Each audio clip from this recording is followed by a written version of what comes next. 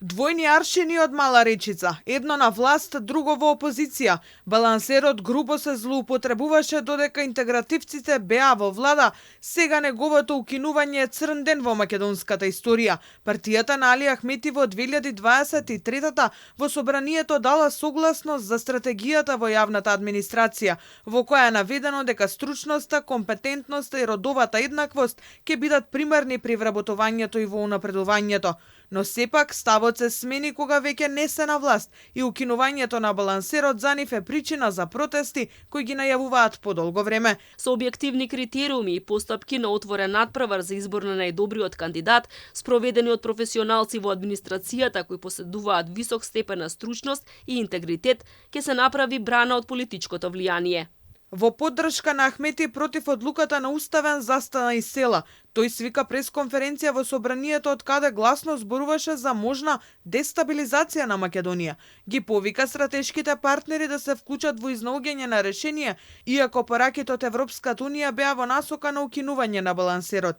Имено, Европската комисија во последниот извештај наведува дека алатката веќе ги исполнува целите и дека формулата не ги одразува пописните податоци за населението кое живее во земјата. Ги повикувам меѓународниот фактор, Соединетите Американски држави, Европската унија, како гарант за Охридскиот рамковен договор, за да интервенират што побрзо, очекувам и апелирам што побрзо да седнеме, за да ја чуваме тоа што е најважно за граѓаните, а тоа е безбедноста.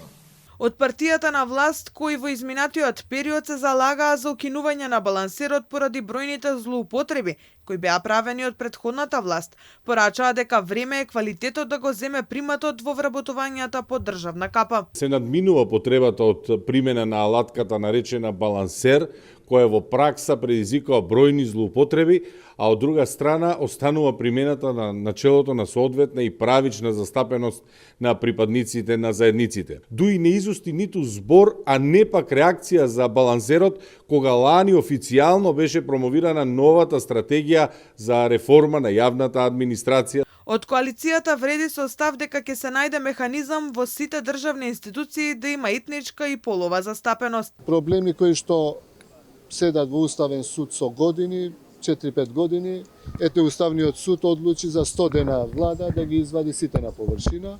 Како и да е, тие се проблеми кои што треба да се решат.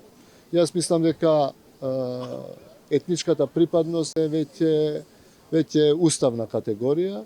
Се надевам дека набрзо ќе има нов закон, кога е уставна категорија треба да има и закон. По укинувањето на балансерот, председателот Дарко Костадиновски порача одлуката на уставните суди да не се политизира и етнизира, но интегративците не се воздржаа. Па синоќа организираа и протест со 50 на поддржувачи пред Уставниот суд.